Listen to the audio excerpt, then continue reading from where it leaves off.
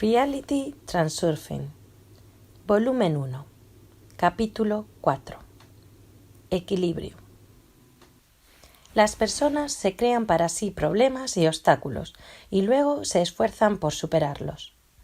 En contraposición con el punto de vista general, el transurfing demuestra que las causas de los problemas están en un plano completamente aparte. ¿Cómo excluir los problemas de la vida? Cuídate sin preocuparte. Potenciales excesivos.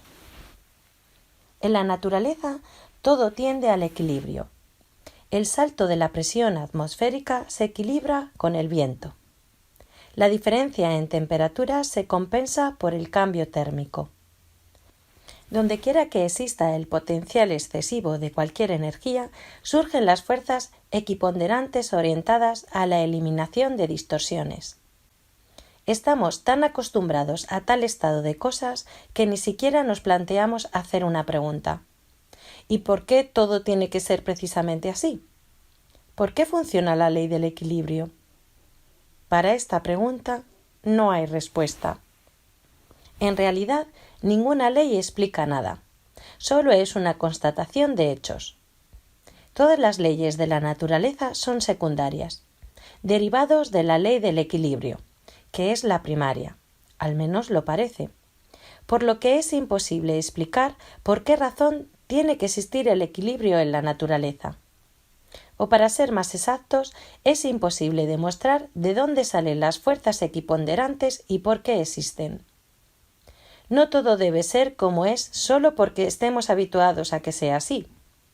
Solo podemos conjeturar cómo sería el mundo sin esa ley.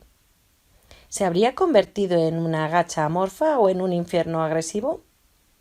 No obstante, el aspecto poco atrayente de tal mundo no puede ser la razón de la existencia de la ley del equilibrio, por lo que nos queda solo aceptarlo como hecho y sorprendernos, entusiasmados por la perfección del mundo circundante, y al mismo tiempo perdernos en conjeturas. ¿Qué es lo que rige todo eso? Estamos acostumbrados a que la vida tenga épocas blancas y negras. El éxito sustituye al fracaso. Todo eso revela la existencia de esa ley, puesto que la suerte, al igual que el fiasco, es la ruptura del equilibrio. El equilibrio total se establece cuando no pasa absolutamente nada, y lo absoluto nunca ha existido. Al menos nadie lo ha podido observar. En el mundo se observan constantemente fluctuaciones de todo tipo: día, noche, flujo, reflujo, nacimiento, muerte, etc. Incluso en el vacío, las partículas elementales están en un incesante proceso de nacimiento y aniquilación. Podemos imaginar el mundo a modo de péndulos que oscilan, se extinguen y actúan recíprocamente entre sí. Cada péndulo recibe los impulsos de sus contiguos y les pasa los suyos. Una de las leyes básicas que rige todo este complejo sistema es la ley del equilibrio. Al fin y al cabo, todo procura estar equilibrado. Tú también eres una especie de péndulo. Si de repente se te ocurre romper el equilibrio e inclinarte marcadamente hacia cualquier lado, chocarás contra los péndulos contiguos, y de esta manera crearás a tu alrededor una perturbación, que después se volverá contra ti. El equilibrio se desestabiliza no solo con acciones, también con pensamientos. Y no solo porque los pensamientos procedan a las acciones. Como sabes, los pensamientos emiten energía. En el mundo de la realización material, todo tiene una base energética. Y todo lo que sucede a nivel invisible se refleja en el mundo de los objetos materiales visibles. Puede parecer que la energía de nuestros pensamientos es demasiado débil para poder influir en el mundo circundante. Todo sería mucho más fácil con tal correlación de cosas. Pero dejemos de hacer conjeturas sobre lo que ocurre a nivel energético para no enmarañarnos por completo. Para nuestro objetivo será suficiente con aceptar el modelo del equilibrio simplificado. Cuando aparece el potencial energético excesivo, surgen las fuerzas equiponderantes orientadas a la eliminación del potencial. El potencial excesivo se crea con energía mental cuando a un objeto se le atribuye demasiada importancia. Comparemos dos situaciones. En una, por ejemplo, estás de pie en el suelo de tu casa. En otra, al borde de un precipicio. En el primer caso, tu estado no te preocupa. En el segundo, la situación tiene mucha importancia. Descuídate un poco y sucederá algo irremediable. Sin embargo, en el nivel energético, el hecho de que te mantengas de pie tiene la misma importancia en ambos casos. Pero al permanecer al borde del precipicio, aumentas la tensión con el miedo y creas una heterogeneidad en el campo energético. Enseguida surgen las fuerzas equiponderantes orientadas a eliminar este potencial excesivo. Puedes sentir su efecto incluso físicamente. Por un lado, una fuerza inexplicable te arrastra hacia abajo. Por el otro, algo te hace retroceder más lejos del borde. Pues para eliminar el potencial excesivo de tu miedo, las fuerzas equiponderantes necesitan ya apartarte del borde, ya arrojarte abajo y así terminar con todo. Estás sintiendo justamente ese efecto. A nivel energético, todos los objetos materiales tienen la misma importancia. Somos nosotros quienes les dotamos de cualidades determinadas. Bueno, malo. Alegre, triste. Atrayente, repulsivo. Simple, complejo, etc. En este mundo, todo se somete a nuestra valoración. La valoración por sí no crea heterogeneidad en el campo energético. Sentado en tu sillón, valoras, estar sentado aquí no presenta peligro, pero permanecer al borde del precipicio es muy peligroso. En este momento, sin embargo, eso no te preocupa, pues solo lo estás evaluando, por lo que el equilibrio no se desestabiliza. El potencial excesivo aparece solo si se le aporta demasiada importancia a la valoración. El tamaño del potencial aumenta si la valoración, además de estar cargada de relevancia excesiva, altera gravemente la realidad. En general, no podemos apreciar ecuánimemente la cualidad del objeto si éste tiene para nosotros mucha importancia. Por ejemplo, siempre sobrevaloramos el objeto de nuestra admiración. Atribuimos demasiados defectos al objeto del odio. Cargamos al objeto de nuestros miedos con demasiadas características siniestras. Resulta que la energía mental intenta reproducir artificialmente una determinada propiedad ahí donde en realidad ésta no existe. En tal caso, se crea el potencial excesivo que provoca el viento de las fuerzas equiponderantes. La desviación en la valoración que altere la realidad puede producirse en dos direcciones: por atribuir al objeto cualidades excesivamente negativas o excesivamente positivas. Por el error mismo en la valoración no tiene ninguna importancia. Presta de nuevo atención. La desviación en la valoración produce el potencial excesivo solo si la valoración tiene mucha importancia.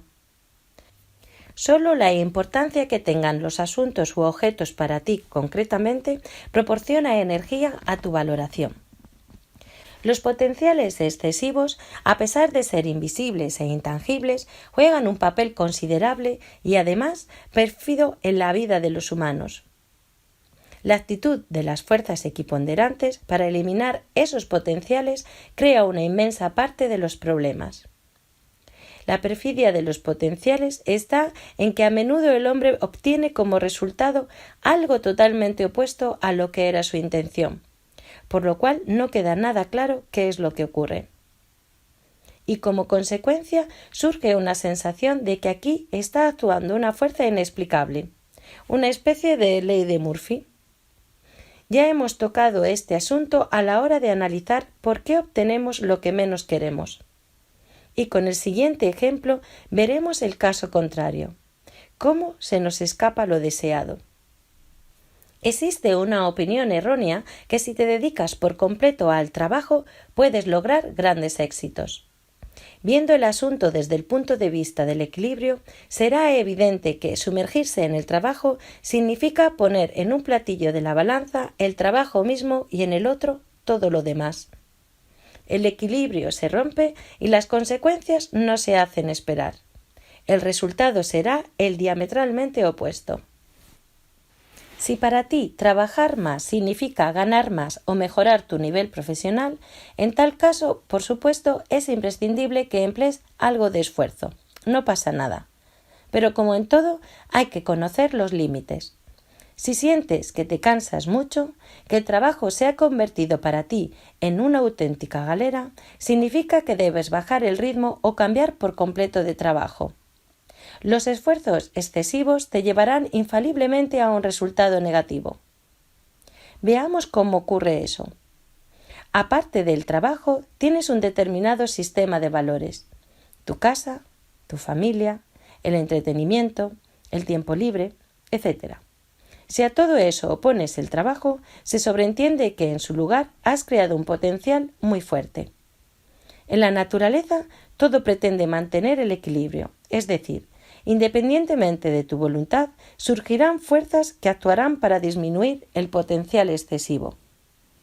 Estas fuerzas pueden actuar de cualquier modo. Por ejemplo, te enfermas, entonces de ganancias ni se habla. Puedes caer en una depresión. Y cómo no, si te estás obligando a hacer algo que para ti supone una carga, la mente te repite: venga, vamos, hay que ganar dinero. Con lo que el alma, la conciencia, se asombra. ¿Acaso para esto he venido a este mundo? ¿Para sufrir y atormentarme? ¿Para qué necesito todo esto? Al final acabarás con un cansancio crónico, en cuyo caso de rendimiento en el trabajo ni se habla. Tendrás una sensación de aporrearte en la jaula sin ningún resultado. Al mismo tiempo, puedes notar que otra gente logra mucho más con mucho menos esfuerzo. Resulta que al llegar a cierto punto, el significado que das a tu trabajo empieza a pasar el límite. Cuanta más importancia atribuyes a tu trabajo, más problemas surgirán. Te parecerá normal que aparezcan tantos problemas, algo rutinario dentro del transcurso corriente del trabajo, por así decirlo. En realidad, tendrás muchos menos si bajas tu listón de importancia. La conclusión es única. Debes revisar conscientemente tu actitud hacia el trabajo para eliminar el potencial excesivo. Has de tener tiempo libre para hacer lo que más te guste, aparte del trabajo. El que no sepa descansar, relajarse, no sabe trabajar. Al llegar al trabajo, alquílate. Entrega tus manos y tu cabeza, pero no el corazón. El péndulo necesita toda tu energía, pero no has llegado a este mundo solo para trabajar para él, ¿verdad? El rendimiento de tu trabajo aumentará notablemente cuando elimines tus potenciales excesivos y te libres de los péndulos. Al alquilarte, actúa impecablemente. No cometas pequeñas faltas por las que te puedan culpar de negligencia elemental.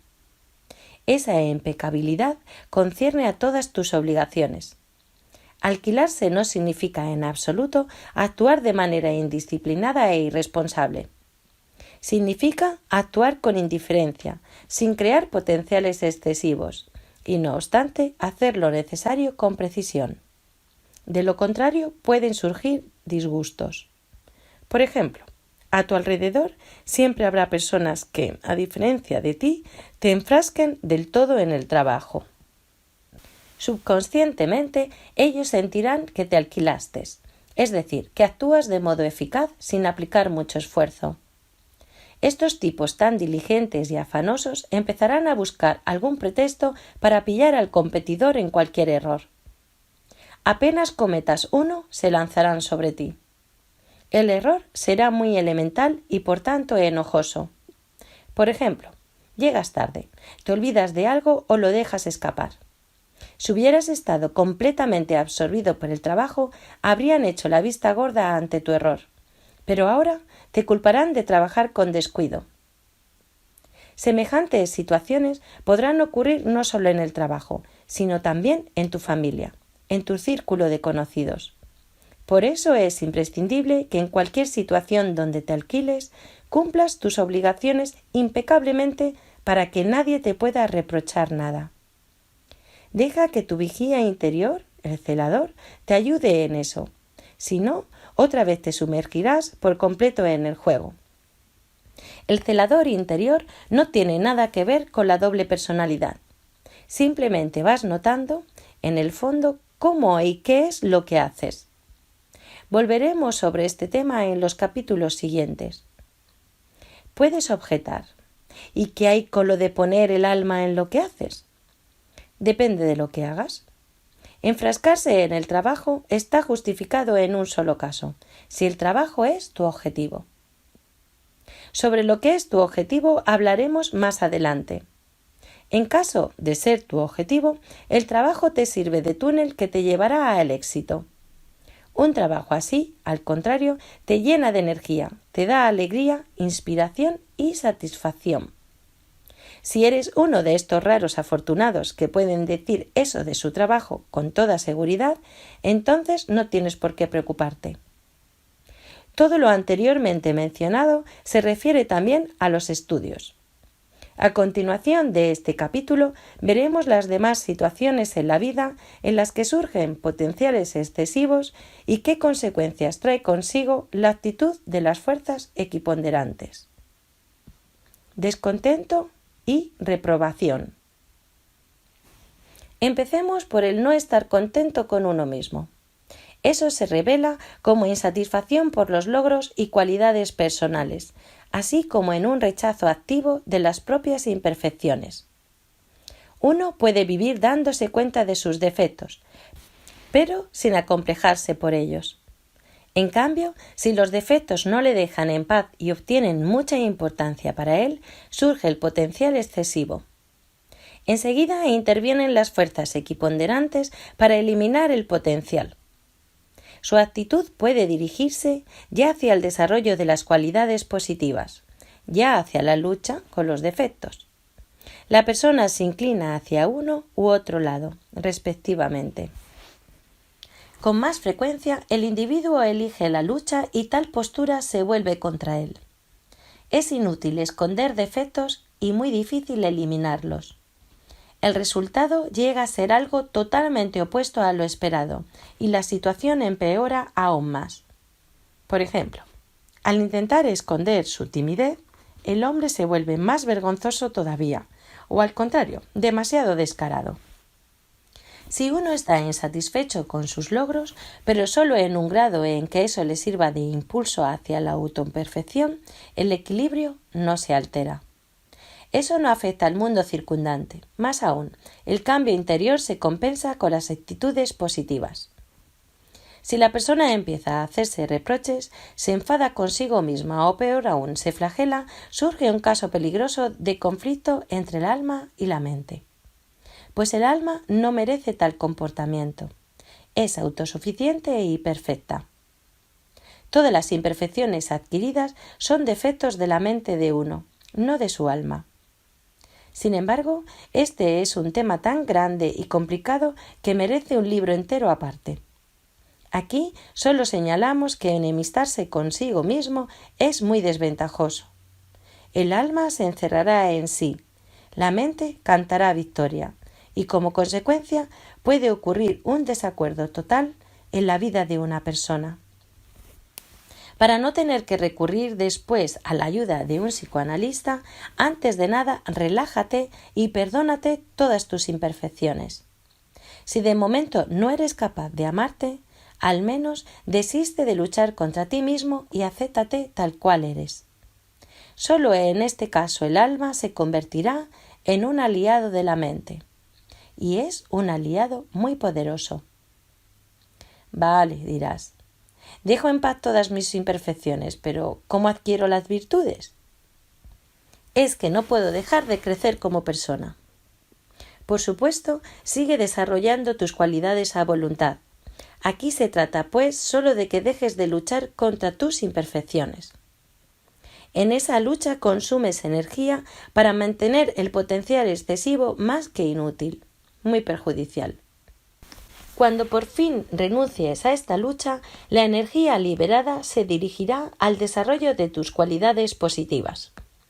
A pesar de que todo eso suena tan simple, hasta trivial, muchas personas desperdician una energía colosal para luchar contra sí mismas y ocultar sus imperfecciones. Se condenan a sí mismas, como si fueran titanes, a soportar ese peso toda la vida.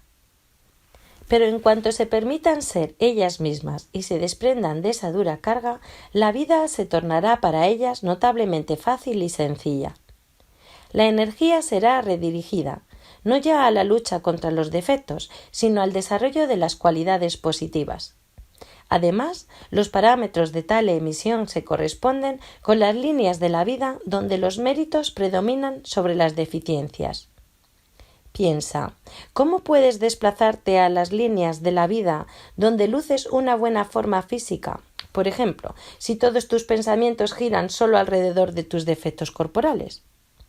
Obtienes lo que menos quieres.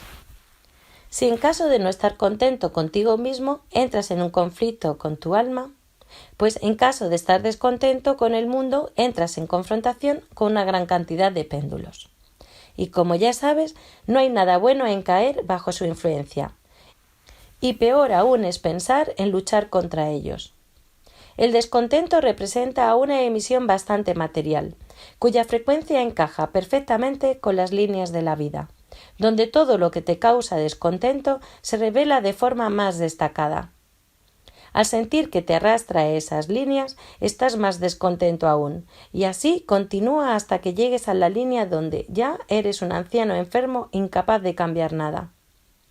Y solo te queda buscar consuelo en quejarte de este mundo en compañía de tus semejantes y en recuerdos de tiempos pasados, en los que todo era mucho mejor. Cada generación está convencida de que la vida se ha vuelto peor. No. La vida es cada vez peor solo para cada generación determinada y solo para aquellos en concreto que están acostumbrados a revolcarse en su disgusto por este mundo. Si no, después de tantas generaciones, la humanidad habría caído en un verdadero infierno. Una imagen deprimente, ¿verdad? Es el primer aspecto de descontento con el mundo lo que lleva al empeoramiento creciente de la propia vida. Pero hay otro aspecto de esta nociva costumbre de expresar rechazo, que es la alteración del estado del equilibrio. Tu disgusto forma un potencial excesivo en el espacio energético circundante, independientemente de que el disgusto sea cierto o no. El potencial da lugar a las fuerzas equiponderantes que intentarán restablecer el equilibrio. Si esas fuerzas actuaran para mejorar la situación, sería una cosa estupenda. Pero por desgracia, a menudo ocurre justamente lo contrario. Las fuerzas equiponderantes intentarán hacerte retroceder para que tus pretensiones sobre el mundo tengan el menor peso posible, lo cual, para ellas, resulta mucho más fácil que tener que cambiar todo aquello que te disgusta. Imagínate cómo sería si el gobernador empezara a expresar activamente su disgusto por todo lo que está pasando en su país. Debemos apuntar que no importa si sus intenciones son buenas o malas. Él sería destituido o aniquilado físicamente. Toda la historia de la humanidad nos sirve para confirmarlo. En resumidas cuentas, la actitud de las fuerzas equiponderantes estará dirigida a restarte influencia sobre el mundo circundante. Es muy fácil hacerlo y en diferentes formas además. Tu cargo, trabajo, sueldo, casa, familia, salud, etc. ¿Ves cómo las generaciones de ancianos llegan a tener la vida que tienen? Ahora veamos la cuestión desde el otro lado. Parece que, si por el contrario nos alegramos por el mundo en el que vivimos, las fuerzas equiponderantes, por analogía, tendrán que estropearnos todo o meternos en un rincón lejano. Sin embargo, eso no ocurre, por supuesto, si nuestra alegría no pasa a ser un noño, un entusiasmo loco.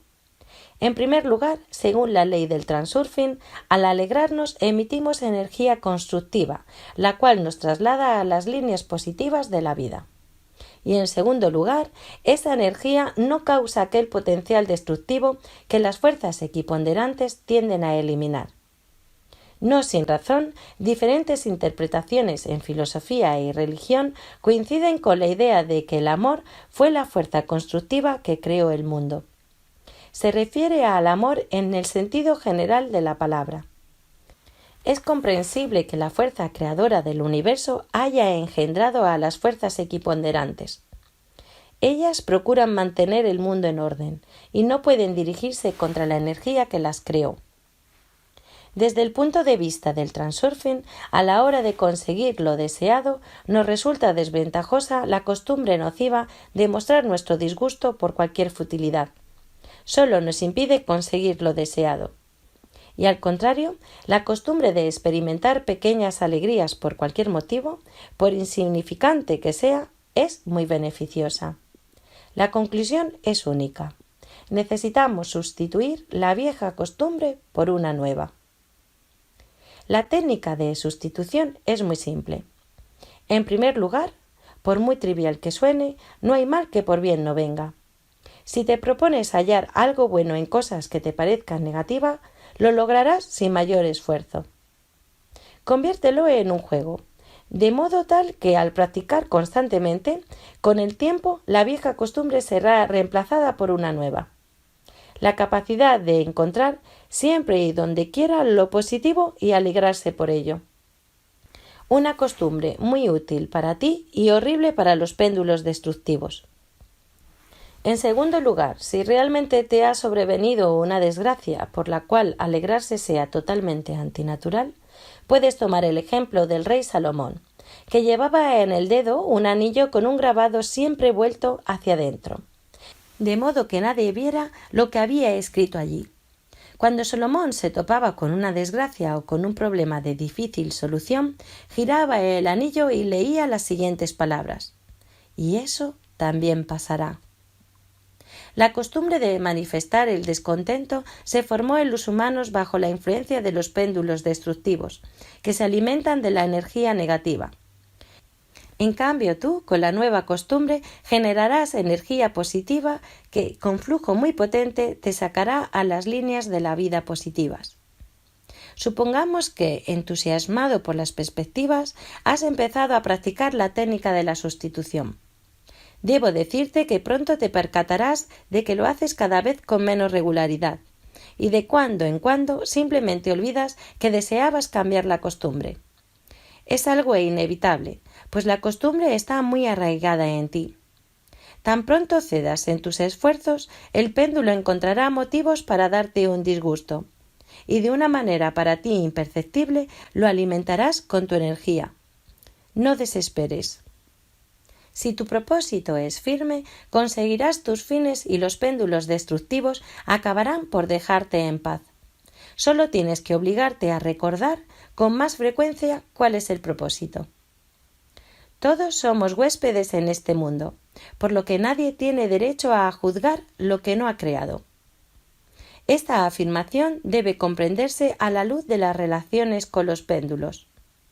Como habíamos dicho, si te lanzas contra un péndulo destructivo que provoque tu descontento, solo te perjudicarás. No tienes por qué ser una mansa ovejita, pero tampoco hay que enfrentarse abiertamente al mundo circundante.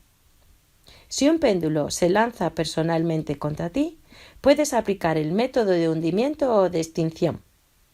Cuando el péndulo intenta implicarte en una lucha contra otro péndulo, intenta dilucidar si tú personalmente lo necesitas. Volvamos otra vez al ejemplo de la exposición que no te gustaba tanto. Siente como si estuvieras en tu casa, pero no olvides que eres solo un huésped. Nadie tiene derecho de juzgar, pero cada uno tiene derecho a elegir. Al péndulo le conviene que expreses activamente tu descontento. Por tanto, te será más provechoso retirarte, simplemente y elegir otra exposición. Preveo la pregunta: ¿y si no tengo a dónde ir? Fueron los péndulos los que te inculcaron esa confusión. Este libro se dedica precisamente a ese tema: cómo librarse de la falsa limitación. Relaciones de dependencia. Una idealización del mundo es el lado inverso del descontento. Lo vemos todo color de rosa y muchas cosas parecen mejores de lo que son en realidad. Como ya sabes, si parece que en algún lugar haya algo cuando en realidad no lo hay, en tal caso surge el potencial excesivo. Idealizar significa sobreestimar, subir al pedestal, adorar, crear un ídolo.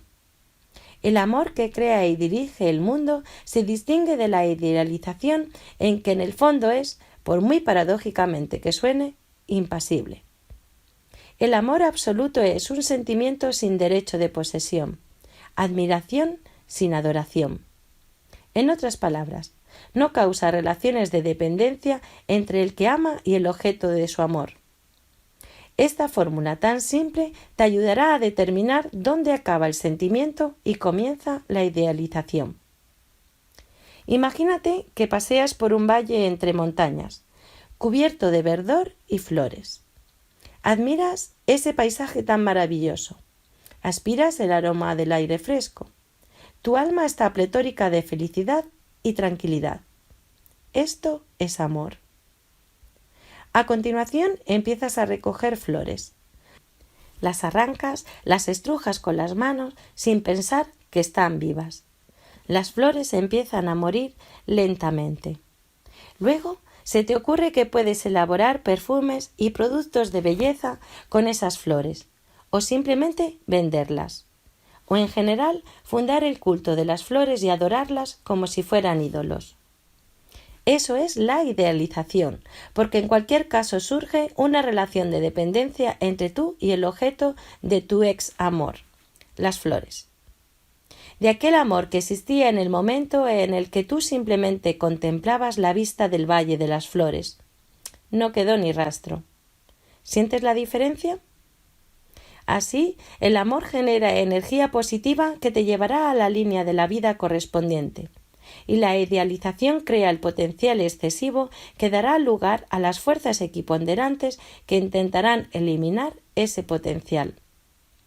En cada caso, las fuerzas actúan de manera distinta, pero siempre con un único resultado, al que a grandes rasgos se le puede caracterizar como desmitificación. La desmitificación sucede siempre, y dependiendo del objeto y el grado de idealización, obtienes un resultado considerable o pequeño, pero siempre negativo. Así se recupera el equilibrio. Si el amor se convierte en una relación de dependencia, inevitablemente se creará el potencial excesivo. El deseo de tener lo que no tienes causa el salto de presión energético. Una relación de dependencia se determina por la manera de plantear la cuestión. Si haces tal, yo haré cual. Podemos poner ejemplos cualesquiera. Si me quieres, entonces te dejas todo y vienes conmigo al fin del mundo. Si no te casas conmigo, entonces no me quieres. Si me alabas, eres mi amigo o amiga. Si no me das tu pala, no te dejo jugar con la arena. Y etcétera, etcétera. La comparación o la contraposición también rompen el equilibrio. Somos de esta manera y los otros son de otra. Por ejemplo, el orgullo nacional. ¿Comparando con qué nación? El complejo de inferioridad. ¿Comparando con quién?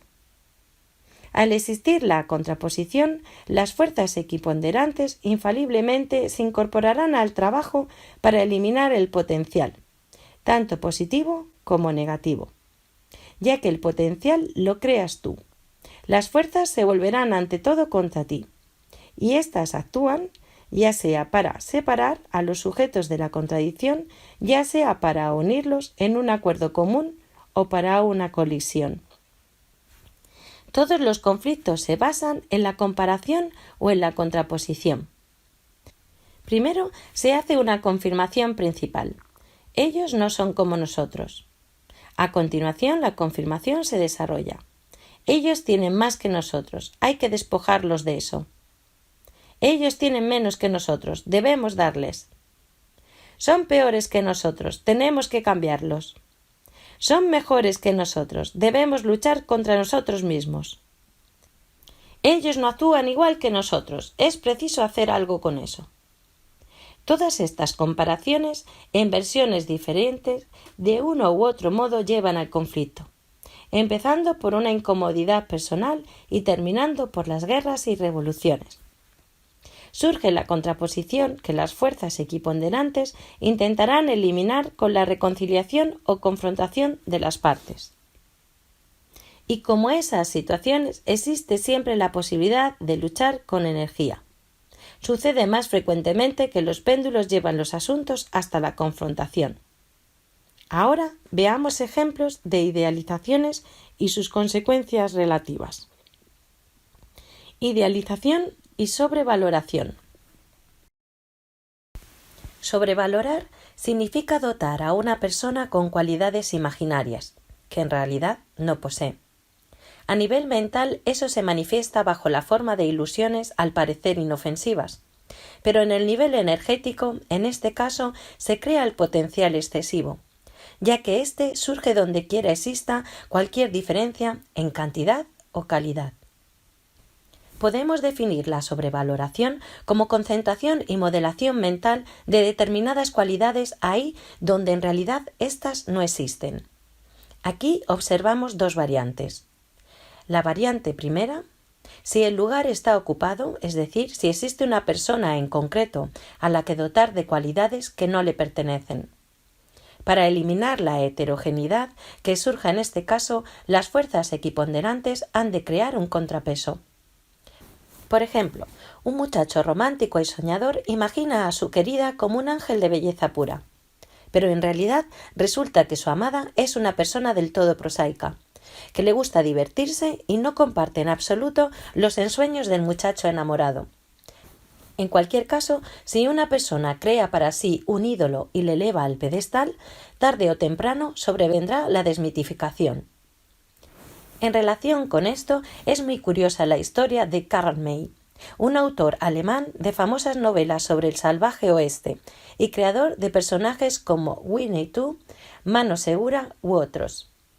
En todas sus novelas, May narraba en primera persona, con lo cual daba la impresión de que él mismo había estado en el salvaje oeste y participaba realmente en todos los hechos, por lo que debía de ser una persona verdaderamente destacada, digna de admiración. Las obras de Karl May, de tan vivas y pintorescas, causan la fuerte ilusión de que sólo pudo escribirlas un partícipe real. Al leer sus libros, da la impresión de que estás viendo una película. Y la trama es tan cautivadora que a Karl May le bautizaron como el Dumas alemán. Los numerosos admiradores de Karl May estaban absolutamente seguros de que él era el famoso aventurero, Mano Segura, como se representaba en los libros. Sus fans no podían pensar de otra manera, pues encontraron un objeto de admiración e imitación. Por añadidura, si el ídolo vive cerca, eso despierta aún más interés. ¿Qué sorpresa se llevaron cuando se supo que Karl May nunca había estado en América y que había escrito algunas de sus obras en la cárcel? Se produjo la desmitificación y sus admiradores pasaron a odiarlo. ¿Y quién tiene la culpa de ello? Pues los mismos fans, que crearon el ídolo y establecieron la relación de dependencia. Eres nuestro héroe a condición que todo eso sea verdad. La segunda variante de la sobrevaloración se presenta cuando, en lugar de cualidades fabricadas y quiméricas, no hay ningún objeto en absoluto. Entonces surgen ilusiones y castillos en el aire. El soñador vive en las nubes, intentando escapar de una realidad poco atrayente, y de esta manera crea el potencial excesivo. En tal caso, las fuerzas equiponderantes harán chocar constantemente a este romántico con la dura realidad, para destruir sus castillos en el aire. Aunque éste pueda arrastrar a gran cantidad de gente en pos de su idea y crear un péndulo, la utopía está igualmente condenada, pues el potencial excesivo ha surgido de la nada, por lo que tarde o temprano las fuerzas equiponderantes detendrán este péndulo. Un ejemplo más, si el objeto de sobrevaloración existe solo en la mente como un ideal. Supongamos que una mujer traza en su imaginación el retrato del marido perfecto. Cuanto más se convenza a la mujer de las cualidades imaginarias que debe poseer su supuesto marido, más fuerte será el potencial excesivo que surja. Extinguir dicho potencial es posible solo con un individuo de cualidades diametralmente opuestas. A la mujer solo le queda sorprenderse luego. ¿Dónde tenía yo los ojos? Y al contrario, si una mujer odia vivamente el alcoholismo y la grosería, escoge a un alcohólico o a un grosero, como si estuviese atrapada en una trampa. Uno obtiene lo que rechaza activamente, pues emite energía mental en la frecuencia de su aversión, y para el colmo está creando potencial excesivo. A menudo la vida une a personas totalmente distintas que al parecer no congenian en absoluto. De esta manera, las fuerzas equiponderantes, haciendo chocar a personas de potenciales opuestos, intentan neutralizarlos. La actitud de esas fuerzas resulta más evidente en los niños, pues energéticamente son más sensibles que los adultos y se portan de una manera natural. Si a un niño se le alaba en exceso, se comportará mal para fastidiar. Y si le adulas, te despreciará, o cuando menos, te perderá el respeto. Si te empeñas en convertir al pequeño en un niño bueno, como una malva, lo más probable es que se líe con una pandilla de callejeros. Si intentas esculpir en él a un niño prodigio, perderá todo el interés por los estudios. Y cuanto más lo apuntes a escuelas y cursos de todo tipo, más posibilidad habrá de que acabe por ser un adulto mediocre. El mejor método para educar y tratar a los niños, y no solo a ellos, es el que no crea el potencial excesivo, es decir, tratarlos como si fueran invitados. En otras palabras, dedicarles atención, respeto y darles libertad de elegir, pero no por eso permitir que te pisoteen. Tienes que establecer una relación, pero sin olvidar que también tú eres solo un huésped. Si aceptas las reglas del juego y no te lanzas a los extremos, se te permitirá elegir todo lo que hay en este mundo. La actitud positiva hacia los demás está tan extendida como la actitud negativa. En este caso se observa un cierto equilibrio. Hay odio y hay amor. La actitud buena e inmutable no produce la aparición del potencial excesivo. El potencial surge como resultado de un notable desplazamiento de la evaluación en relación con su valor nominal. El amor absoluto se puede considerar como el cero en la escala del desplazamiento. Como es sabido, el amor absoluto no crea relaciones de dependencia ni tampoco potencial excesivo. Pero muy rara vez se encuentra un amor puro. Básicamente se le añade una mezcla de derecho de posesión, dependencia y sobrevaloración. Es difícil negar el derecho de posesión, poseer el objeto de amor. Es completamente natural y en general es algo normal, mientras no se pase a uno de los dos extremos. El primer extremo, el deseo de poseer un objeto de amor que no te pertenece en absoluto e incluso no sospecha siquiera la existencia de tal deseo. Confío en que comprendas que no me refiero solo al acto físico de la posesión. Es un caso clásico de amor no correspondido, que siempre ocasiona muchos sufrimientos. Sin embargo, este mecanismo no es tan fácil como puede parecer. Recordemos el ejemplo de las flores. Te gusta pasear entre ellas, contemplarlas, pero probablemente nunca te has detenido a pensar si ellas te quieren. Ahora intenta imaginar qué piensan las flores de ti. Surgirán hipótesis malas de todo tipo: miedo, recelo, aversión, indiferencia. ¿Y por qué crees que ellas deberían quererte? U otro caso, ardes en deseo de cogerlas, pero es imposible, ya porque crecen en un parterre, ya porque son muy caras. Ya está.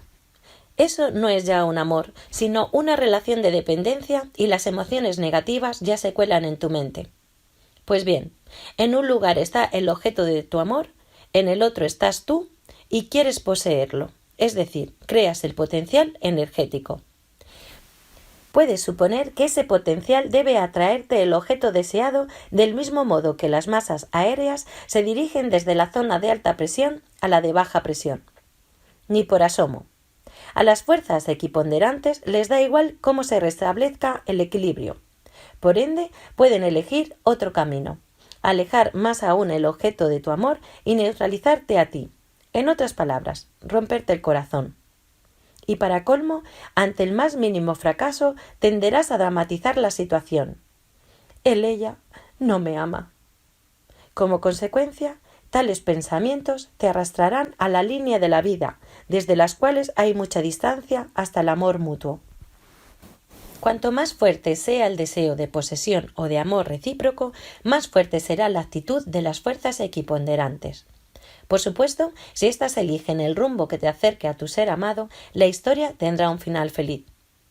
El rumbo que tomarán las fuerzas equiponderantes es muy fácil de determinar al principio del amor.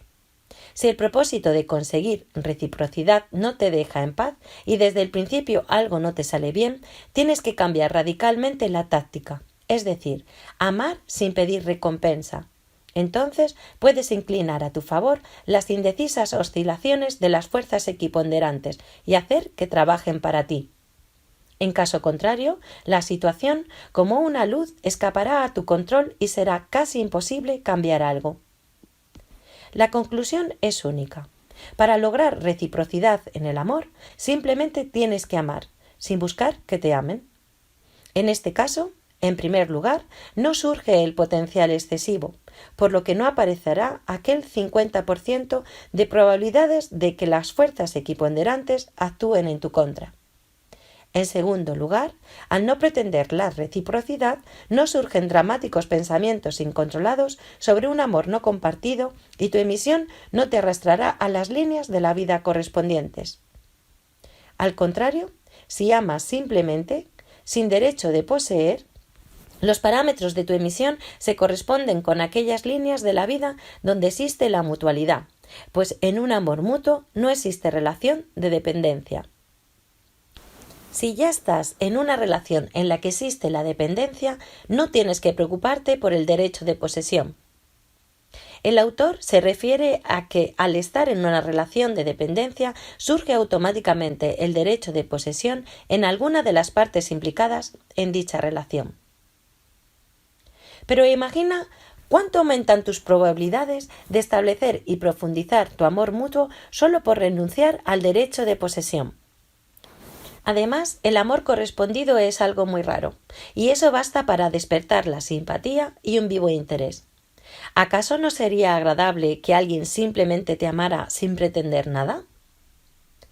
El segundo extremo del derecho de posesión son, por supuesto, los celos. Aquí las fuerzas equiponderantes también tienen dos modos de actuar. Si el objeto de tu amor ya te pertenece, la variante primera, los celos os aproximan más todavía. En realidad, a algunos les gusta en cierto grado los celos de su otra mitad.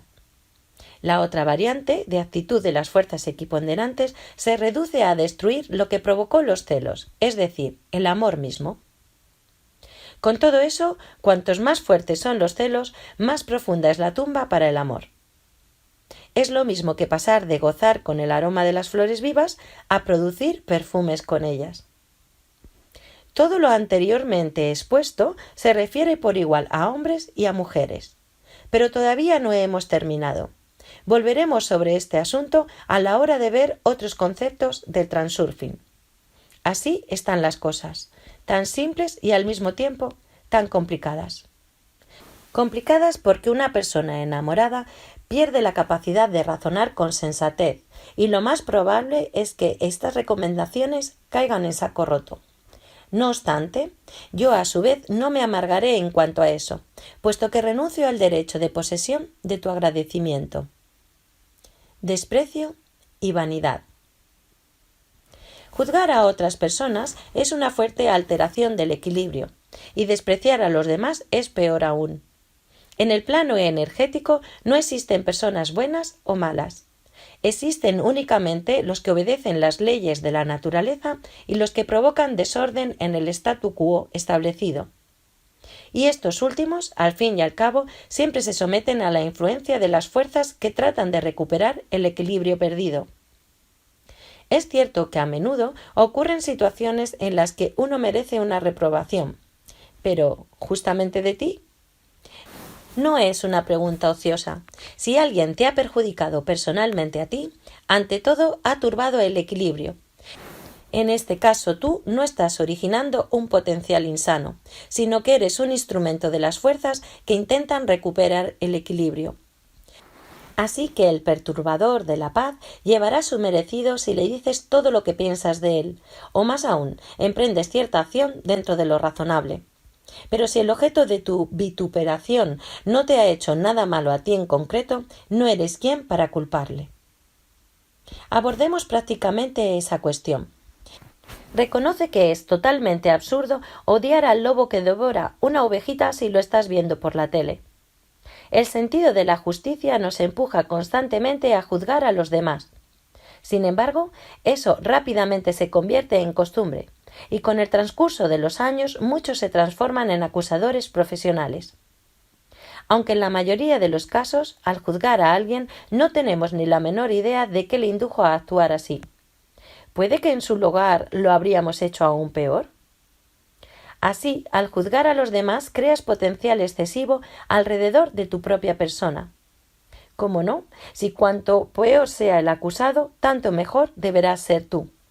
Y ya que le han aparecido cuernos y pezuñas, tú tendrás que ser un ángel. Pero como a ti no te crecen las alas, entran en acción fuerzas que intentan restablecer el equilibrio.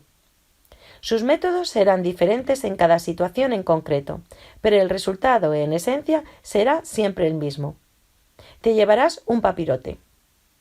Según la fuerza y la forma con que juzgues, este puede ser o bien insignificante o bien tan fuerte que aparecerás en una de las peores líneas de la vida.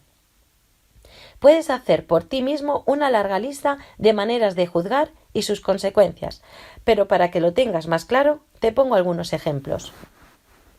Nunca desprecies a nadie, cualesquiera que sean las causas. Es uno de los modos de juzgar más perjudicial, ya que como resultado de la actuación de las fuerzas equiponderantes puedes encontrarte en el lugar de la persona despreciada.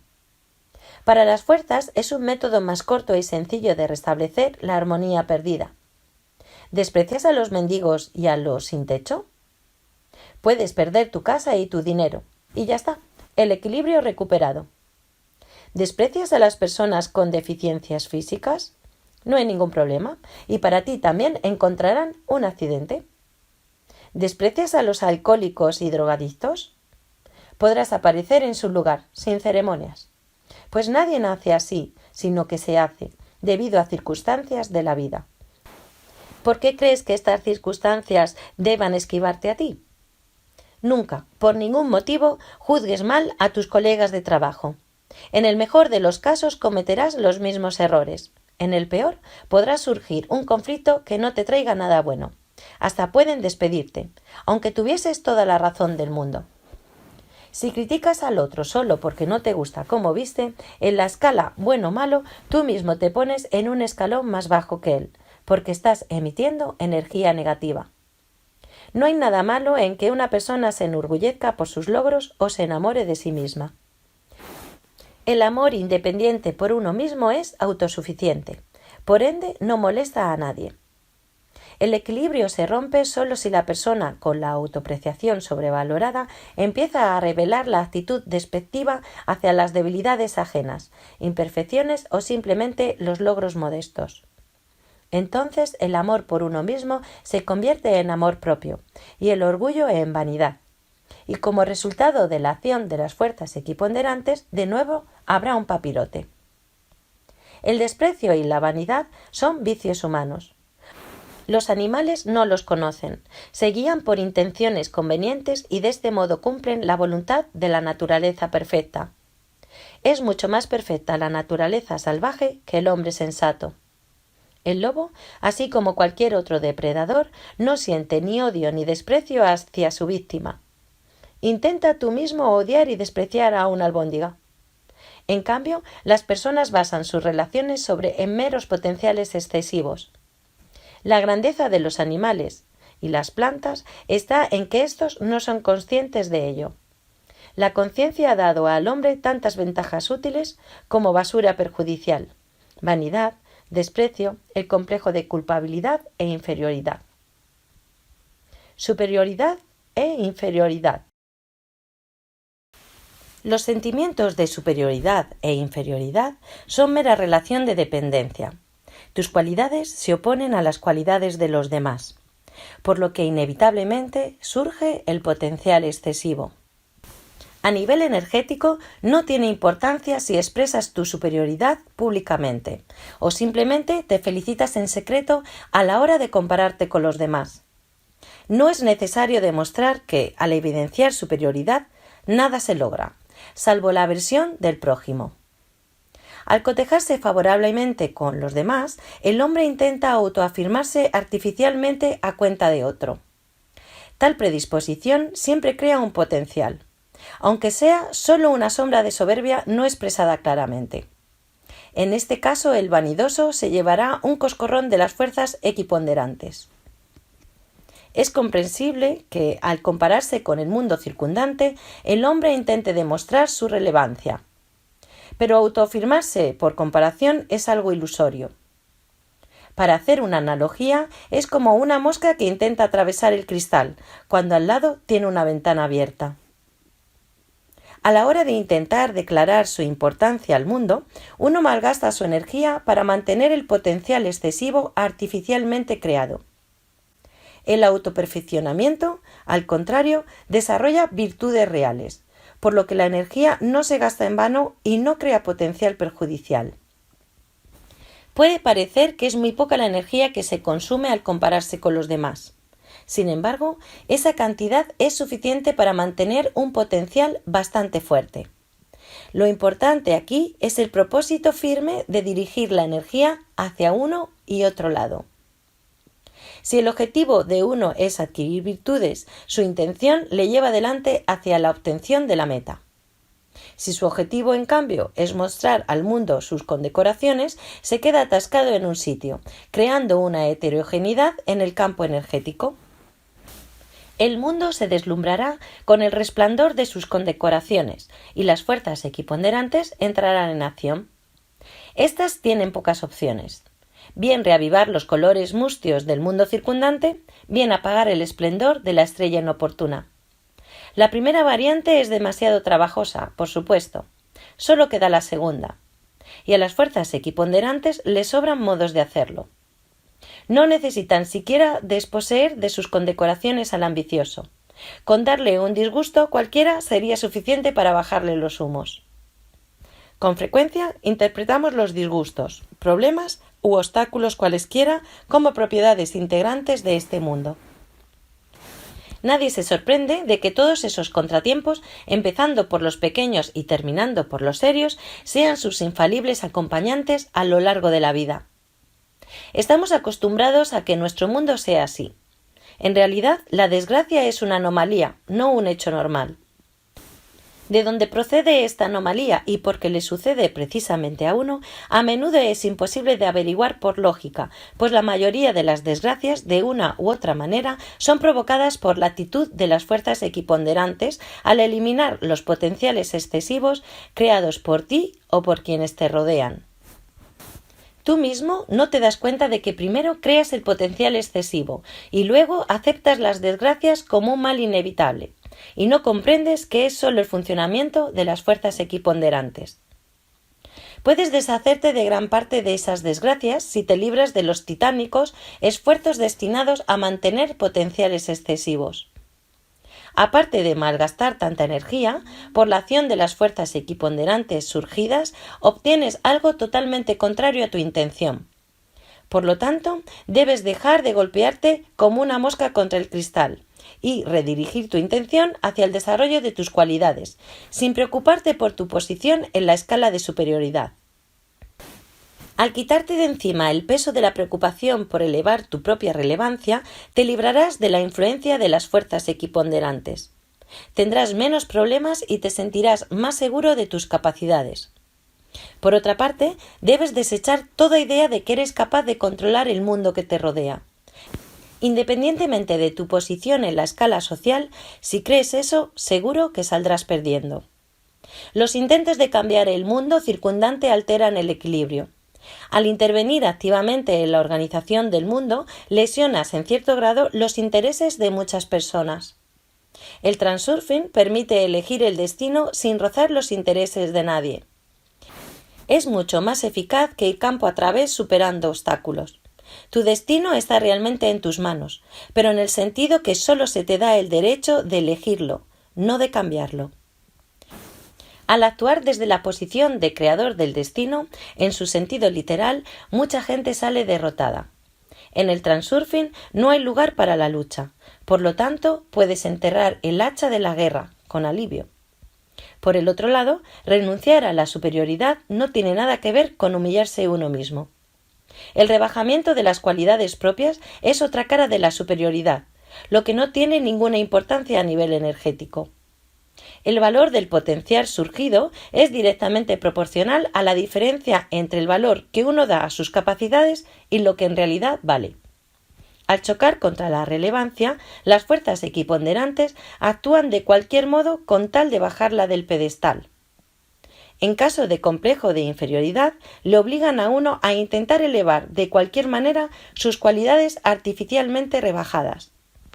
Normalmente, las fuerzas equiponderantes actúan a quemarropa, sin preocuparse por las delicadezas de las relaciones humanas. Por ende, al intentar ocultar el complejo, la persona se porta de una manera poco natural, resaltando más aún su complejo. Por ejemplo, los adolescentes pueden comportarse de manera insolente, pero en realidad solo están compensando su falta de seguridad en sí mismos. Los tímidos pueden actuar de forma descarada para encubrir su timidez. Las personas con baja autoestima, en su deseo de mostrar su mejor lado, pueden comportarse de manera torpe o afectada. Y así todo, en cualquier caso, la lucha contra el complejo trae consigo consecuencias aún más desagradables que el complejo mismo. Como comprenderás, todos estos intentos de vencer el complejo de inferioridad son vanos. Es inútil luchar contra él. El único modo de evitar sus consecuencias es eliminar el complejo mismo. Sin embargo, librarse de él resulta bastante difícil. Tampoco es eficaz tratar de convencerte que todo va bien. El autoengaño lleva al fracaso. Aquí te puede ayudar la técnica de diapositivas que conoceremos más adelante.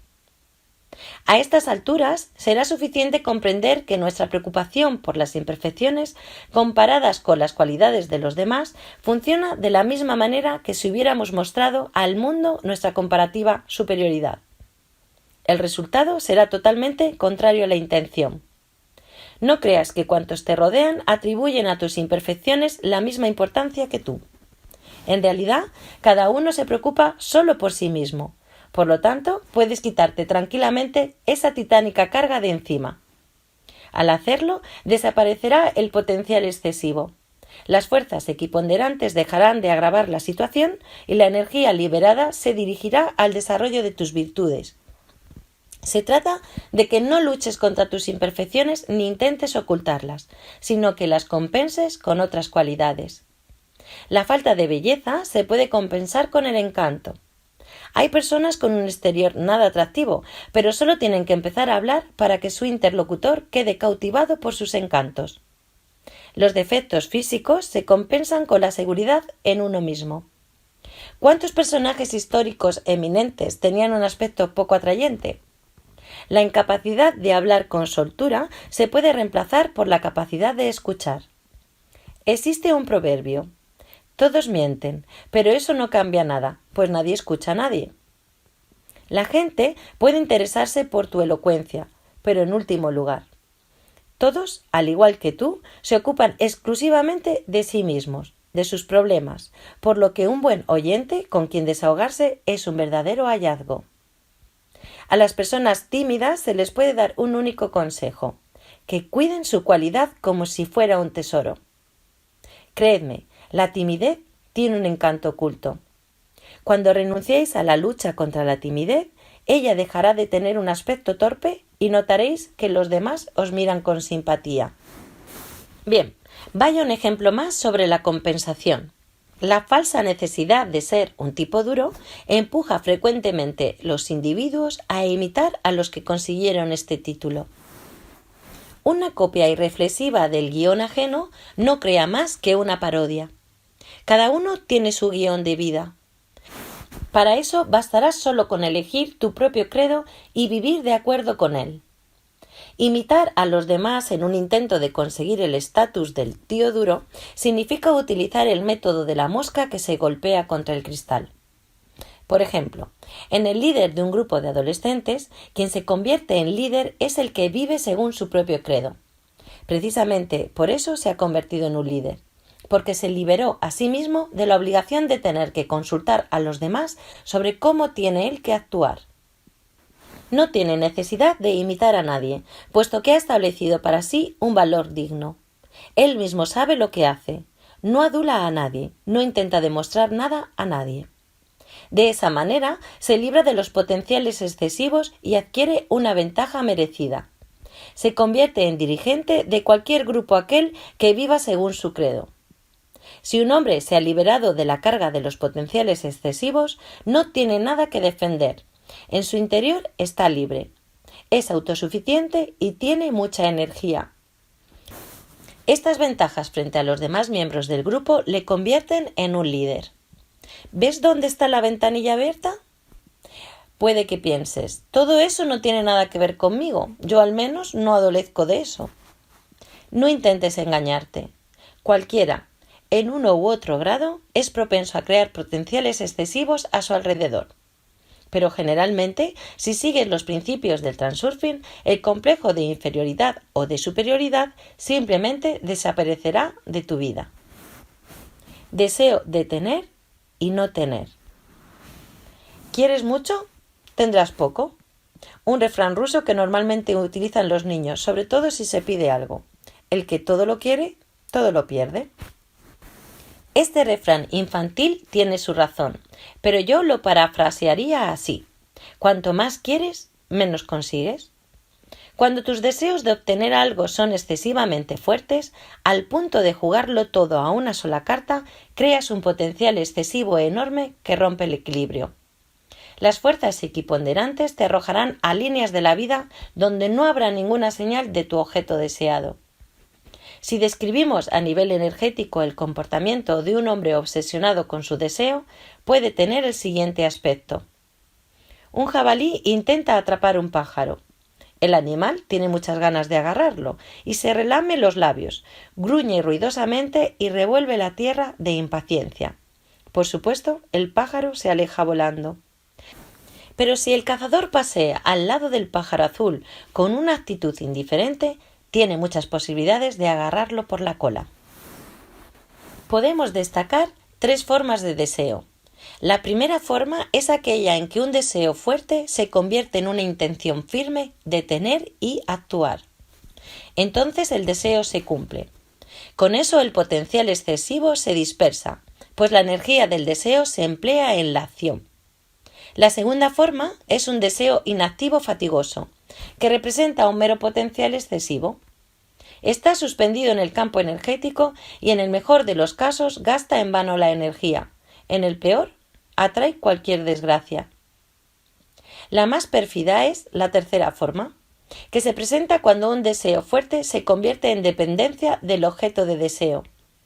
La importancia elevada crea automáticamente una relación de dependencia que da lugar a un fuerte potencial excesivo, que a su vez provoca la reacción de las fuerzas equiponderantes suficientes para extinguir este potencial.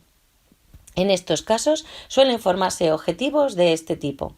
Si puedo lograr esto, mi situación mejorará mucho. Si no lo logro, mi vida perderá todo sentido. Si hago esto, me demostraré cuánto valgo a mí mismo y a los demás. Si no lo hago, no valgo un comino. Si obtuviera esto, sería genial. Si no lo obtuviera, estaría muy mal. Y así en distintas variantes. Una vez que dependes del objeto deseado, te incorporas a un torbellino tan torrencial que luchar por lo deseado será simplemente superior a tus fuerzas. Al fin no lograrás nada y renunciarás a tu deseo. El equilibrio queda establecido y a las fuerzas equiponderantes no les importa en absoluto que hayas sido la víctima. Y todo ha sucedido por tu fuerte necesidad de cumplir tu deseo. Colocaste el deseo en un platillo de la balanza, lo demás en el otro. Solo la primera forma está destinada a cumplirse, cuando el deseo se convierte en una intención pura, libre de potenciales excesivos. Estamos acostumbrados a que haya que pagar por todo en este mundo. Nada se nos da gratis. En realidad, solo estamos espiando por los potenciales excesivos que nosotros mismos creamos. En el espacio de las variantes, todo es gratis, ya que nos expresamos en estos términos. Deshacernos de la importancia y las relaciones de dependencia se puede considerar una forma de pago por el cumplimiento de nuestros deseos. Para pasar a la línea de la vida donde lo deseado se convierte en realidad, bastará con la energía de la intención pura. De la intención hablaremos más tarde. Ahora solo mencionaremos que la intención pura es la unión entre el deseo y la actitud, donde no hay lugar para la importancia. Por ejemplo, es pura la libre intención de ir al kiosco para comprar un periódico. Cuanto más alto valoremos un evento, más probable es que fracase. Si concedes demasiada importancia a lo que tienes y lo aprecias mucho, lo más probable es que las fuerzas equiponderantes te lo quiten. Si lo que quieres conseguir es también demasiado importante para ti, no te hagas ilusiones de conseguirlo. Es imprescindible que bajes el listón del significado, de la importancia. Por ejemplo, estás loco por tu coche nuevo. Lo mantienes siempre limpio, lo cuidas mucho, temes hacerle el más ínfimo raspón. En otras palabras, lo cuidas con mucha ternura y lo adoras. Como resultado surge el potencial excesivo, pues fuiste tú quien le atribuyó tanta importancia. Pero en el campo energético, en realidad, su importancia equivale a cero. Desgraciadamente, pronto las fuerzas equiponderantes encontrarán algún imbécil que abollará tu coche. O tú mismo, por ser demasiado cuidadoso, te sales de la curva. Basta con dejar de adorar el coche y empezar a tratarlo de modo habitual para que se disminuya cualquier peligro. Tratar con normalidad no significa descuidar. Puedes cuidar impecablemente tu coche sin hacer de él un ídolo. El fuerte deseo de tener presenta otro aspecto. Existe una opinión. Si tienes muchas ganas de tener algo, lo puedes conseguir. Te puede parecer que un deseo fuerte te arrastrará supuestamente a aquella línea de la vida donde éste se cumple, pero no es así. Si el deseo se ha convertido para ti en una dependencia, en una especie de psicosis, en un anhelo histérico de conseguir lo tuyo como sea, significa que en tu interior no confías que éste se cumpla, por lo que tu emisión se transmite con fuertes interferencias. Al no tener fe en la realización de tu deseo, intentas con todas tus fuerzas convencerte de lo contrario, aumentando de ese modo aún más el potencial. Hay peligro de que así malgastes toda tu existencia en la tarea de tu vida. Lo único que puedes hacer en este caso es bajar la importancia que tenga para ti el objetivo. Tienes que ir a por él como al kiosco a por un periódico. El fuerte deseo de evitar algo es una lógica continuación de tu descontento con el mundo y contigo mismo. Cuanto más fuerte es la necesidad, más potente es el potencial excesivo. Cuanto más rechazas algo, más probable será el enfrentamiento. A las fuerzas equiponderantes les traes sin cuidado cómo se consiga el equilibrio.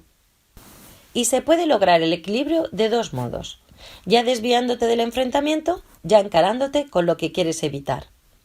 Es mejor que renuncies conscientemente al rechazo para no crear el potencial. Pero eso aún no lo es todo. Cuando piensas en lo que no quieres tener, emites energía en la frecuencia de aquella línea en la que sucederá eso. Siempre obtienes lo que menos quieres. Y sucede literalmente lo siguiente.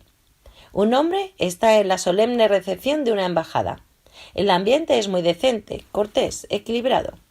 De repente, el hombre empieza a agitar salvajemente las manos, a patear y chillar desesperadamente que él no quiere que le lleven de allí en ese momento. Naturalmente, aparecen los agentes de seguridad y cogen del brazo al buen hombre. Él se resiste y vocifera, pero enseguida le ponen en la puerta de la calle. Es una imagen demasiado exagerada para ser realidad, pero en el nivel energético todo pasa con la misma intensidad. Veamos otro ejemplo. Supongamos que el bullicio de los vecinos te despierta por la noche. Quieres dormir, ya que mañana tienes que trabajar, pero la fiesta de al lado está en su apogeo. Cuanto más quieras que se calle en la boca, más probabilidades hay de que la velada se prolongue. Cuanto más te enfades, más frenética se pondrá la celebración. Y si los odias en grado suficiente, es seguro que este tipo de noche se repetirá cada vez con más frecuencia. Para solucionar este problema, puedes aplicar el método de hundimiento o extinción del péndulo. El hundimiento, en este caso, consistirá en tratar la situación con ironía. También puedes ignorarlo por completo, sin mostrar ninguna emoción o interés. Entonces el péndulo se hundirá y no surgirá el potencial. Que te mantenga tranquilo la seguridad de que puedes elegir y sabes hacerlo. Pronto tus vecinos se calmarán. ¿Así funciona esto? Puedes comprobarlo. Ahora puedes analizar por tu cuenta dónde te has excedido en la importancia y qué problemas has obtenido como resultado. Si tus asuntos andan del todo mal, manda la importancia a freír espárragos. Quítate de encima las relaciones de dependencia y emite obstinadamente la energía positiva. Cuanto peor estés ahora, mejor. De esta manera puedes valorar la situación si consideras que has sufrido una gran derrota. Alégrate. En este caso, las fuerzas equiponderantes están de tu lado, pues su objetivo es compensar lo malo con lo bueno. Las cosas no pueden ir siempre mal, al igual que tampoco pueden siempre ir bien. Nadie es capaz de volar toda la vida sobre la ola de la suerte. En el plano energético, tus intentos conscientes por cambiar la situación deshaciéndote de la importancia tendrán aproximadamente el siguiente aspecto. Te atacaron e injuriaron, te quitaron todo, te pegaron y luego te obligaron a aceptar un saco de dinero. Cuanto más daño has sufrido, más dinero encontrarás en el saco. Sentimiento de culpa. El sentimiento de culpa es un potencial excesivo en su aspecto puro. El hecho es que en la naturaleza no existen conceptos tales como bien y mal. Para las fuerzas equiponderantes, los actos buenos y los malos son equivalentes. El equilibrio se establece en cualquier caso cuando surge un potencial excesivo. ¿Has actuado mal? ¿Te das cuenta de ello? ¿Sientes la culpa? Hay que castigarme. ¿Creas el potencial? ¿Has actuado bien? ¿Te das cuenta? ¿Sientes orgullo por ti? Hay que premiarme. Has creado también el potencial. Las fuerzas equiponderantes no tienen idea alguna de por qué hay que castigar o premiar. Lo único que hacen es eliminar las heterogeneidades creadas en el campo energético. Por el sentimiento de culpa se paga, en una u otra forma, con el castigo. Pero si el sentimiento no existe, puede que el castigo no proceda. Por desgracia, un acto bueno también trae consigo un castigo y no un premio, ya que las fuerzas equiponderantes han de eliminar el potencial excesivo de orgullo que surja en este caso, y el premio solo le intensifica. El sentimiento de culpa inducido, es decir, cuando alguna gente buena intenta hacerte sentir culpable, crea potencial al cuadrado, porque al hombre ya le acusa la propia conciencia, y por añadidura los buenos le acometen con su furor. Y por fin, la culpabilidad infundada, relacionada con la innata propensión a ser responsable de todo, crea el potencial máximo. En este caso no hay que sentir remordimientos de conciencia en absoluto. La causa es inventada, simplemente. El complejo de culpabilidad puede estropear considerablemente la vida, pues el hombre siempre está expuesto a la acción de las fuerzas equiponderantes, es decir, a castigos de todo tipo por culpas imaginarias. Esta es la razón de este dicho. La insolencia es la segunda felicidad. Como regla general, las fuerzas equiponderantes no afectan a quienes no sienten remordimientos de conciencia. Aun así, todos querríamos que Dios castigase a los canallas. Podría pensarse que la justicia debe triunfar y el mal ser castigado. Sin embargo, la naturaleza no conoce la sensación de justicia, por muy lamentable que sea. Al contrario, a las personas honradas con un innato sentimiento de culpa se les lanzan continuamente nuevas desdichas, y a los malvados desvergonzados y cínicos frecuentemente les acompaña no solo la impunidad, sino también el éxito. El sentimiento de culpa siempre crea el guión de castigo, sin que seas consciente de ello. Según este guión, tu subconsciente te hará pagar. En el mejor de los casos, te harás una cortadura o recibirás golpes leves, o tendrás problemas. En el peor, puedes sufrir un accidente con graves consecuencias. Es lo que hace el sentimiento de culpa. Solo encierra destrucción, nada de útil ni creativo. No tienes que atormentarte con remordimientos de conciencia. Eso no te ayudará a resolver tus problemas. Es mejor que actúes de manera que luego no debas sentirte culpable. Y si te sientes culpable por tus actos, sufrir en vano tampoco tiene sentido, ya que eso a nadie hará feliz. Los mandamientos bíblicos no son las reglas morales en el sentido de que debes portarte bien, sino recomendaciones de cómo hay que proceder para no alterar el equilibrio. Somos nosotros, con nuestra rudimentaria manera de pensar, quienes interpretamos los mandamientos como que mamá nos ordenó no hacer travesuras si no queremos que nos pongan en el rincón. Al contrario, nadie se propone castigar a los traviesos. Al romper el equilibrio, las personas crean sus propios problemas, y los mandamientos solo les advierte de ello. Como habíamos dicho, el sentimiento de culpa sirve de hilo por el que los péndulos, sobre todo los manipuladores, tiran de ti. Los manipuladores son personas que actúan según la fórmula. Debes hacer lo que yo te diga porque eres culpable. O soy mejor que tú porque no tienes razón. Ellos intentan imponer a su tutelado un sentimiento de culpa para así conseguir poder sobre él o para confirmar su propio valor. Los manipuladores son personas aparentemente buenas, quienes hace tiempo tienen determinado lo que es bueno y lo que es malo. Como siempre dicen palabras correctas, siempre llevan la razón. También sus actos son todos impecables. Sin embargo, he de mencionar que no todas las personas buenas son propensas a manipular. ¿Y los manipuladores? ¿De dónde sacan la necesidad de aleccionar y dirigir? Su necesidad está condicionada por las dudas y la inseguridad que los atormentan constantemente en su interior. Con mucha habilidad ocultan esa lucha interior tanto a sus allegados como a sí mismos.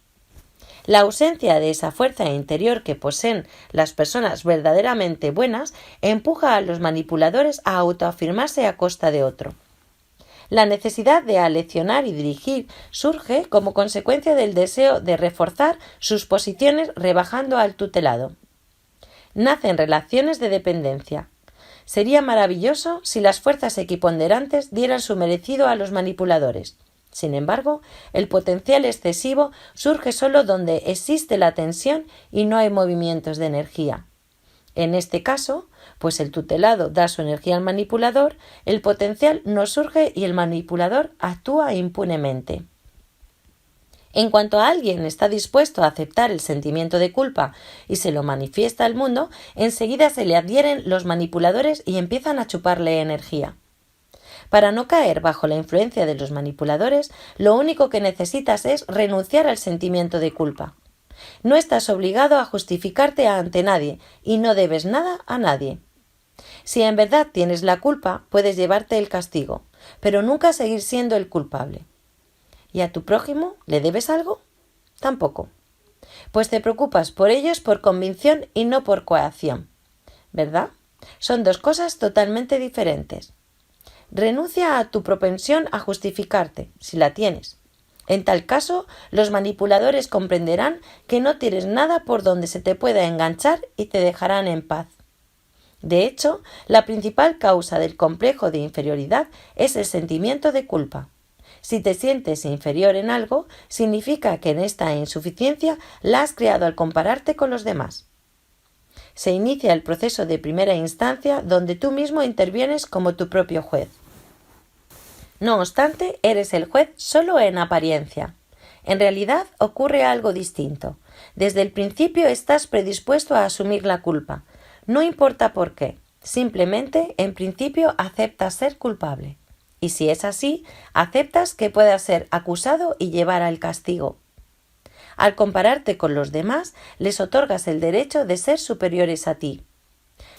Ten en cuenta que tú mismo les diste este derecho, les has permitido suponer que son mejores que tú. Lo más probable es que ellos no lo piensen, pero tú mismo lo has decidido, así intervienes como tu propio juez en nombre de los demás. Resulta que ellos te juzgan, pero tú mismo te entregaste a los tribunales. Recuerda el derecho de ser tú mismo y levántate del banquillo de los acusados. Nadie se atreverá a juzgarte si tú mismo no te consideras culpable. Solo tú, por tu propia voluntad, puedes dar a los demás el privilegio de ser tus jueces. Puede que todo lo que digo parezca una demagogia, puesto que si uno tiene algún defecto real, siempre habrá gente que lo notará. Exactamente lo sabrá. Pero solo en el caso de que perciban tu predisposición a cargar con la culpa de tus imperfecciones.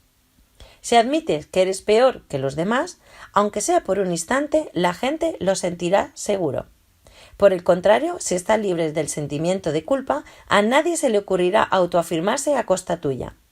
Aquí podemos observar un efecto muy sutil que produce el potencial excesivo sobre el ambiente energético circundante. Viéndolo todo desde el punto de vista del sentido común, resulta difícil de creer en su totalidad. Y yo no puedo demostrar nada usando solo palabras. Si no lo crees, compruébalo. Existen otros dos aspectos interesantes del sentimiento de culpa: el poder y la valentía. Las personas con sentimiento de culpa siempre se someten a la voluntad de aquellos que carecen de él. Si potencialmente estoy dispuesto a aceptar el hecho de ser culpable siquiera de algo, subconscientemente estoy dispuesto a llevar un castigo, lo cual significa que estoy listo para la sumisión. Y si no tengo sentimiento de culpa, pero sí la necesidad de confirmar mi propio valor a costa de otros, estoy dispuesto a ser manipulador. Con todo eso, no quiero decir en absoluto que todo el mundo se divida en manipuladores y marionetas. Solo te sugiero que prestes atención a la regularidad simplemente. En los señores y gobernadores, el sentimiento de culpa está desarrollando en un grado menor o no existe en absoluto. La culpa es ajena a los cínicos y otra gente deshonesta. Pasar sobre las cabezas o los cadáveres es su método. No es de extrañar que, con frecuencia, lleguen al poder personas sin escrúpulos. Pero eso tampoco significa en absoluto que el poder sea malo y todos los individuos que estén en el poder sean malos. Puede que tu suerte también consista en ser favorito de un péndulo. Cada uno decide por sí mismo cómo sopesar su conciencia. Aquí nadie tiene derecho de indicártelo. Pero en cualquier caso hay que renunciar al sentimiento de culpa. El otro aspecto, la valentía, es un indicio claro de ausencia de sentimiento de culpa. La naturaleza del miedo está en el subconsciente, y su causa no es solo la incertidumbre espantada, también es el miedo al castigo. Si soy culpable, potencialmente estoy de acuerdo en llevar el castigo, y por eso tengo miedo. Los individuos audaces, además de no sufrir de mordimientos de conciencia, tampoco tienen ni el más mínimo sentimiento de culpa. No tienen nada que temer, puesto que su juez interior confirma que la razón está con ellos. A una víctima miedosa, al contrario, le es muy propia otra postura. No estoy seguro de actuar bien. Me pueden acusar. Cualquiera puede castigarme. El sentimiento de culpa, aunque sea muy pequeño y esté bien escondido, abre al castigo las puertas del inconsciente. Si yo siento culpa, quiere decir que potencialmente estoy de acuerdo en que un saqueador o delincuente tenga derecho de atacarme, y por eso yo tengo miedo. La gente inventó un método muy curioso para dispersar el potencial excesivo de la culpa: pedir perdón. Y eso funciona de verdad. Si uno lleva dentro del sentimiento de culpa, significa que está reteniendo la energía negativa, y eso aumenta el potencial excesivo. Al pedir perdón, la persona se desprende del potencial y permite que la energía se disipe. Rogar del perdón, reconocer los propios errores, hacer penitencias por los pecados, confesarse, todos son métodos para liberar el potencial de la culpa. Al expedirse la indulgencia, de uno u otro modo, el hombre se libera de la acusación creada por él mismo y se siente mejor. Solo es necesario cuidar que el arrepentimiento no se convierta en dependencia de los manipuladores, pues es exactamente lo que ellos esperan. Al pedir perdón, reconoces tu error a fin de quitarte el potencial de encima. Los manipuladores intentarán recordarte este error más de una vez, incitándote a conservar el sentimiento de culpa. No te dejes provocar. Tienes derecho de pedir perdón por un error solo una vez, la única y la última. Renunciar al sentimiento de culpa es el modo más eficaz de sobrevivir en un ambiente agresivo, en la prisión, en una banda, en la mili, en la calle. Por algo en el mundo criminal funciona una regla tácita: no creas a nadie, no temas nada, no pidas nada a nadie. Esa regla exhorta a no crear potenciales excesivos. En el sentimiento de culpa se basan los potenciales que pueden hacerte un mal servicio en un ambiente agresivo. Puedes cuidar tu seguridad demostrando tu fuerza. En un mundo en el cual solo sobrevive el más fuerte, eso funciona. Pero es un método demasiado general para poder aplicarlo a cualquier asunto. Más eficaz resulta el método por el cual excluyes del subconsciente cualquier probabilidad de castigo potencial. Como ilustración podemos ver el siguiente ejemplo. En la ex Unión Soviética, a los presos políticos se los encarcelaba intencionalmente junto con los delincuentes, a fin de doblegar su voluntad. Pero resulta así que muchos presos políticos, siendo personas extraordinarias, no solo no se convertían en víctimas de humillación, sino que ganaban prestigio entre los delincuentes. El caso es que la independencia personal y la dignidad siempre se aprecian más que la fuerza. Muchos tienen fuerza física, pero una personalidad fuerte es un fenómeno poco común. La llave de la dignidad propia está en la ausencia de cualquier sentimiento de culpa. La auténtica fuerza personal no consiste en la capacidad de agarrar a alguien por el cuello, sino en el grado en que el individuo pueda permitirse a sí mismo permanecer libre del sentimiento de culpa. El célebre escritor ruso Anton Pavlovich Chekhov decía: «Gota a gota exprimo de mí al esclavo». Esa frase destaca el propósito de librarse del sentimiento de culpa. Librarse significa luchar. Sin embargo, en el transurfing no hay lugar para la lucha ni para una actitud de fuerza contra uno mismo. Se prefiere otra cosa: renunciar, es decir, elegir. No tienes necesidad de exprimir de ti el sentimiento de culpa. Bastará con que te permitas vivir según tu propio credo. Nadie tiene derecho a juzgarte. Tienes derecho a ser tú mismo. Si te permites a ti ser tú mismo, la necesidad de justificarse pierde vigencia y el miedo al castigo se esfumará. Es entonces cuando pasará algo verdaderamente asombroso. Nadie se atreverá a ofenderte. Donde quiera que estés, en la prisión, en la mili, en una banda, en el trabajo, en la calle, en un bar, en cualquier sitio, nunca más te encontrarás en una situación donde alguien te amenace con la violencia. De vez en cuando los demás se expondrán a la violencia de una u otra forma, pero tú no, pues habrás expulsado de tu subconsciente el sentimiento de culpa, lo que significa que estás en las líneas de la vida en las cuales no existe el guión de castigo. Así es. Dinero. Es difícil querer el dinero sin un propósito por el que poseerlo, por lo que aquí es prácticamente imposible evitar las relaciones de dependencia. Solo puedes reducirlas al mínimo. Si recibes algo de dinero, alégrate. Pero en ningún caso debes consumirte de pena por su escasez o pérdida. Si lo haces, tendrás cada vez menos. Si uno gana poco, un error típico será lamentarse por la constante falta de dinero. Los parámetros de tal emisión corresponden a las líneas de la vida pobres. Sobre todo es peligroso someterse a la angustia al ver que el dinero escasea cada vez más. El miedo es la emoción más cargada de energía. Por lo tanto, con el temor de perder o no ganar dinero, te trasladas del modo más eficaz a las líneas donde en realidad habrá menos y menos dinero para ti. Si has caído en esta trampa, salir de ahí será bastante difícil, pero posible. Para eso tienes que eliminar la causa del potencial excesivo que has creado. Y en este caso, la causa es tu dependencia del dinero o tu enorme deseo de tenerlo. Para empezar, resígnate y conténtate con lo que ya tienes. Recuerda que siempre puede ser peor.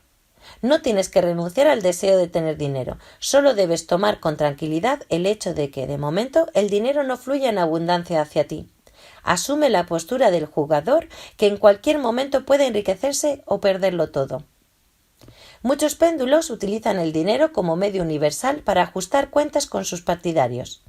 Es precisamente esta actitud de los péndulos lo que condujo al fetichismo total del dinero. Con dinero uno se asegura la subsistencia en el mundo material. Prácticamente todo se vende y todo se compra. Todos los péndulos, cualquiera que sea el que elijas, pagan con dinero. Y es aquí donde se oculta el peligro. Al picar el anzuelo de un falso brillo, puedes desviarte a líneas de la vida muy alejadas de tu felicidad. En la búsqueda de sus fines, los péndulos crearon el mito de que, para conseguir el objetivo, es necesario tener recursos. De esta manera, el objetivo de cada persona en particular queda reemplazado por un sucedáneo artificial, el dinero. Como se puede conseguir de diferentes péndulos, uno no piensa en el objetivo en sí, sino en el dinero, y así cae bajo la influencia del péndulo extraño. Uno deja de comprender qué es lo que realmente quiere lograr en la vida y se incorpora a una inútil carrera por dinero. Para los péndulos tal estado de cosas resulta ventajoso. El individuo, en cambio, cae en la dependencia y se desvía del camino. Al trabajar para el péndulo extraño, uno no puede ganar mucho dinero, puesto que trabaja para un objetivo que le es ajeno. En esta situación se encuentran muchas personas. Tal es el origen del mito de que la riqueza es un privilegio de la minoría. En realidad, cualquiera puede ser rico, si va rumbo a su objetivo. El dinero no es el objetivo, ni siquiera un medio para conseguirlo. Únicamente es un atributo acompañante. El objetivo es aquello que uno quiere conseguir en la vida. Aquí tienes ejemplos de algunos objetivos. Vivir en casa propia y cultivar rosas. Viajar por el mundo y conocer países lejanos. Pescar truchas en Alaska. Esquiar en los Alpes. Criar caballos en una granja propia. Disfrutar de la vida en la propia isla en el océano. Ser estrella del espectáculo. Pintar cuadros. Está claro que para alcanzar algunos objetivos es necesario poseer un saco de dinero. Así es precisamente como actúa la mayoría. Intenta conseguir este saco. Se piensa solo en el dinero, relegando el objetivo mismo en segundo plano. Según las reglas del transurfing, intentan pasar a las líneas de la vida donde les espera el saco. Pero mientras se trabaja para el péndulo extraño, es muy difícil obtener el saco, por no decir casi imposible. Así resulta que no hay ni dinero ni objetivo conseguido. No puede ser de otra manera, pues en vez de objetivo, la emisión de la energía mental está sintonizada con la frecuencia de un sucedáneo artificial. Si crees que solo podrás conseguir tu meta siendo rico, manda esta condición al cuerno. Supongamos que quieres viajar por el mundo. Es evidente que para eso se necesita mucho dinero. Para alcanzar lo deseado, piensa en tu objetivo y no con qué medios lo realizarás. El dinero vendrá solo puesto que es un atributo acompañante. Todo es tan fácil. Suena increíble, ¿verdad? Pero es realmente así, y pronto te persuadirás de ello. Los péndulos, en la búsqueda del propio beneficio, han dado vuelta a todo. No es el objetivo que se consigue con la ayuda de dinero, sino el dinero el que viene por el camino hacia el objetivo. Ahora sabes hasta qué grado es potente la influencia de los péndulos. Esa influencia ha dado lugar a muchos mitos y errores. Incluso mientras escuchas estas frases puedes opinar lo contrario. Pensar que, obviamente, primero uno debe llegar a ser un gran empresario, banquero o una estrella del cine, y solo entonces llega a ser millonario. Es cierto, con una salvedad. En millonarios se convirtieron solo aquellos que no pensaban en la riqueza, sino en su objetivo. En cuanto la mayoría de la gente hace lo contrario. Ya sirviendo a un objetivo que le es ajeno y no le conviene, ya reemplazando su objetivo por un sucedáneo artificial, ya renunciando por completo a su objetivo por la irrealizable condición de comenzar por ser rico. En realidad no existe ningún límite para la riqueza. Puedes desear absolutamente todo lo que te plazca. Si es verdaderamente tuyo, lo tendrás. En cambio, si el objetivo es impuesto por el péndulo, no conseguirás nada. Más adelante hablaremos más detalladamente sobre los objetivos. Aquí me adelanto, pues de otro modo no resulta, porque sobre el dinero en general no hay nada que decir. De nuevo vuelvo a repetir que el dinero no es más que un atributo acompañante por el camino hacia el objetivo. Por tanto, no te preocupes por él, que vendrá solo.